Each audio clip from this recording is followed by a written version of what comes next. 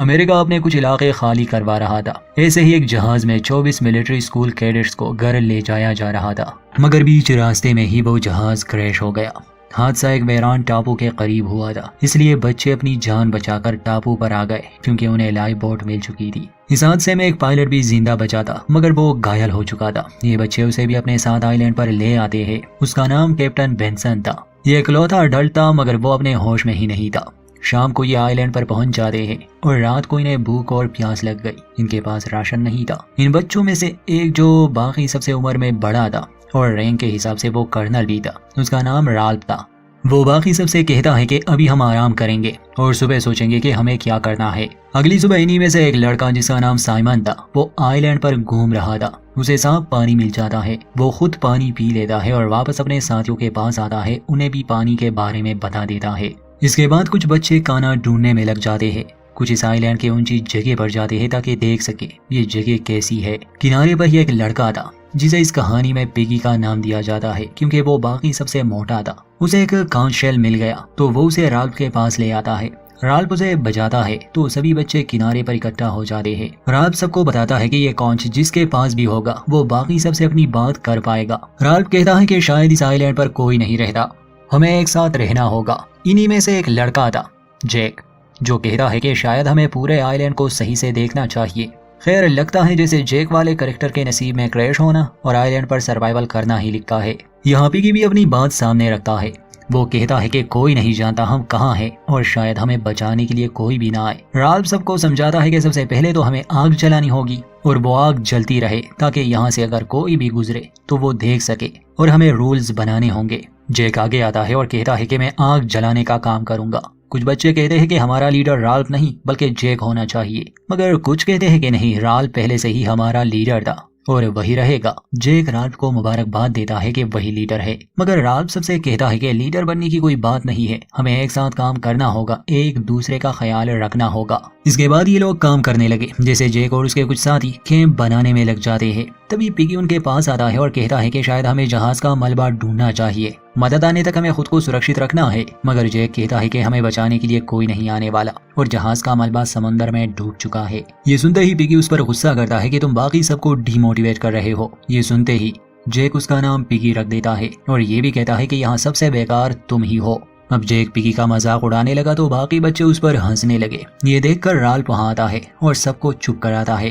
Camp बनाने के बाद इनमें से कुछ पहाड़ी पर जाते हैं और लकड़ियां जमा करके वहां आग जला देते हैं। आग जलाने के लिए वो पिगी के ग्लासेस यूज करते हैं क्योंकि उसकी नजर कमजोर थी। ये ज्यादा ध्यान नहीं देते, इसलिए आग बेकाबू हो जाती है और पास के एक पेड़ को जला देती है। खुशकिस्मती से आग वाले इस हादसे में ये बच्चे सुरक्षित रहे। वो पेड़ जलने के बाद ये लोग वहाँ सही से आग जला देते हैं और हर कोई वहाँ पहरा देता है ताकि आग जलती रहे। रात को ये बच्चे किनारे पर आग जलाए बैठे थे, तभी जैक एक डरावनी कहानी सुनाता है जिससे कुछ बच्चे तो बहुत डर जाते हैं बल्कि रोने लग जाते हैं। सुबह होती है तो जैक और राल्फ हालात के बारे में बात करते हैं। सिर्फ राल्फ को ही फिक्र थी, मगर जैक को बिल्कुल चिंता नहीं थी। वो कहता है कि हम यहाँ ठीक रहेंगे। इसी के साथ वो राल्फ के साथ हंसी मजाक में लड़ने लगा और इसके बाद दोनों आइलैंड के जंगल में जाते हैं जहाँ इनके करीब से एक जंगली बोर गुजरता है, मगर इसका शिकार करना इतना आसान नहीं है। शाम को दिखाया जाता है कि जो बच्चे आग जलाने की ड्यूटी पर थे वो एक छिपकली को पकाकर खाने लगे। अगली सुबह दिखाया जाता है कि कैप्टन बेंसन बिल्कुल ठीक हो चुके हैं और वो इनकी मदद के लिए आते हैं। वो कहते हैं कि तैयार हो जाओ बच्चों, हमें बचाने के लिए लोग आ रहे हैं। ये सुनते ही साइमन की आंख खुल जाती है क्योंकि वो बेचारा एक सपना देख रहा था। जख्मी बेंसन तो पास ही बेहोश हालत में पड़ा था। अगले दिन रात को बहुत गुस्सा आता है क्योंकि कुछ बच्चे बात नहीं मान रहे थे, वो बस अपनी मनमानी कर रहे थे। इसलिए वो शेल को बचाता है, सभी को एक जगह इकट्ठा करता है और उन्हें समझाता है कि तुम सभी को रूल्स मानने होंगे और थोड़ी तमीज दिखाओ। वो ये भी कहता है कि अब हमें मछलियां पकड़ने की कोशिश करनी होगी क्योंकि हमें खाने की सख्त जरूरत है। हम सिर्फ यहाँ के फ्रूट्स पर ही डिपेंड नहीं हो सकते। उनमें से कुछ कहते हैं कि हमारा नाइफ कहीं गुम हो गया है और कुछ और सामान भी चोरी हो चुका है। सभी चिल्लाते हैं कि हमें चोर को सजा देनी होगी। सभी काफी अजीब और डरावनी बातें करने लगे। खैर, राल्फ दो भाइयों को लिए फिशिंग पर जाता है जो असल में ट्विंस थे। अब आहिस्ता आहिस्ता ये बच्चे बेकाबू हो रहे थे। जैसे बिगड़ैल बच्चे जैक का साथ देते हैं और वो मछली पकड़ने वालों को परेशान करते हैं, उन पर पत्थर फेंकते हैं, मगर राल्फ उन्हें भगा देता है। उनके जाने के बाद ट्विंस बताते हैं कि मिलिट्री स्कूल में आने से पहले राल्फ को पुलिस ने भी अरेस्ट कर लिया था क्योंकि उसने गाड़ी चुराने की कोशिश की थी। मतलब कि जैक नामी लड़का मेंटली ही क्रिमिनल टाइप है। अब जो लड़के जैक के साथ मिले थे वो जैक के कहने पर लकड़ी के भाले बना देते हैं। जैक ने जंगल में बॉर्स को देख लिया था और ये लोग उन्हीं का शिकार करने वाले थे। बॉर का शिकार, आइलैंड, खाने की कमी, सर्वाइवल, कुछ याद आया? खैर, बैक टू दिस स्टोरी। उस समय साइमन नामी लड़का आता है। उसे एक कैमेलियन मिला था। वो एज़ाबेट उसे अपने साथ रखता है, मगर जैक का एक साथ ये कहकर उस कैमेलियन को मार देता है कि मुझे शिकार के लिए प्रैक्टिस करनी है। साइमन अपना जानवर लिए वहाँ से चला जाता है, मगर कुछ कहता नहीं। ये बच्चे वही बेटे बाले तैयार कर रहे थे कि इन्हें झाड़ियों में से कुछ आवाजें आती है। जैक जल्दी से भागता है। उसे लगा शायद कोई बॉर है, मगर असल में वो कैप्टन बेंसन थे जो होश में तो आ चुके थे, मगर इन्फेक्शन और तेज बुखार ने उसे डिल्यूजनल बना दिया था। वो शॉक में थे। जैक और उसके साथी कैप्टन को वापस से टेंट में ले आते हैं। बाद में जैक कहता है कि शायद हमें इसे मार देना चाहिए, मगर राल्फ मना करता है कि हम ऐसा नहीं करेंगे, हमें इनका ख्याल रखना होगा ताकि ये अपने घर वापस जा सके। आधी रात को जब सभी बच्चे सो रहे थे तो कैप्टन बेंसन अपने टेंट से बाहर आता है और आइलैंड के जंगल में चला जाता है। अगली सुबह जब बच्चे जागते हैं तो कैप्टन वहाँ नहीं थे, इसलिए सभी उसे ढूंढने में लग जाते हैं। किनारे पर इन्हें बस कैप्टन के कपड़े मिलते हैं, मगर कैप्टन नहीं। इन लोगों का मानना था कि अब वो मर गए। छोटा साइमन ये मानने को तैयार नहीं था कि वो मर गए,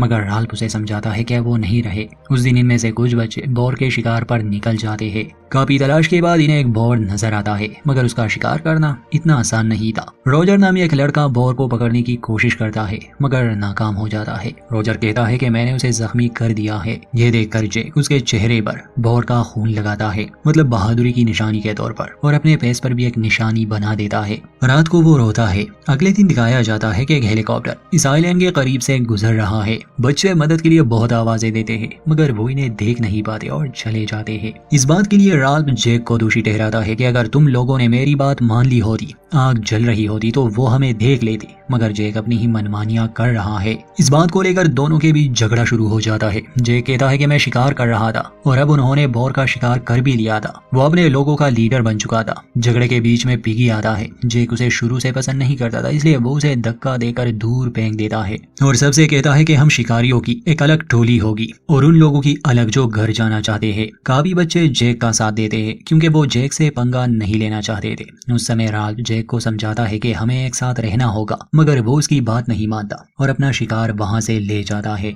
रात को जब राल्फ अपने साथियों के साथ बीच पर था तो उसे भी एक सपना आता है कि एक हेलीकॉप्टर इस आइलैंड की तरफ आ रहा है, मगर पहुंचने से पहले ही वो क्रैश हो गया। राल्फ की आंख खुलती है तो देखता है कि तेज तूफान आने वाला है, इसलिए वो अपने साथियों को लेकर जंगल में चला जाता है। सुबह होती है, सभी ठीक थे, किसी को चोट नहीं आई थी, मगर इन्हें बहुत भूख लगी थी। उनमें से एक राल्फ से कहता है कि हमें भी शिकार पर जाना चाहिए, मगर ट्विंस बताते हैं कि शिकार वाला इलाका तो पहले से ही जैक और उसके दोस्तों ने ले लिया है, इसलिए ये लोग पहाड़ी पर जाते हैं और आग जलाते हैं। दूसरी तरफ जैक और उसके दोस्त दिखाए जाते हैं जो बॉर्स के शिकार पर आए थे। लहरी नामी एक लड़का था। वो एक इग्वाना देख लेता है और उसके पीछे पीछे गुफा में पहुंच जाता है। गुफा में पहुंचकर एक आदमी उसे पकड़ने की कोशिश करता है। लहरी घबरा जाता है। उसके पास भाला था, इसलिए वो उसे जख्मी करके बाहर निकल आता है। बाद में वो जैक को इस बारे में बताता है कि गुफा में एक राक्षस है, उसने मुझ पर हमला किया। जैक को यकीन नहीं आ रहा था, इसलिए जैक और एक लड़का देखने जाते हैं, मगर अंदर जाने से पहले ही वो तेज आवाजें सुनते हैं। दोनों इतने डर गए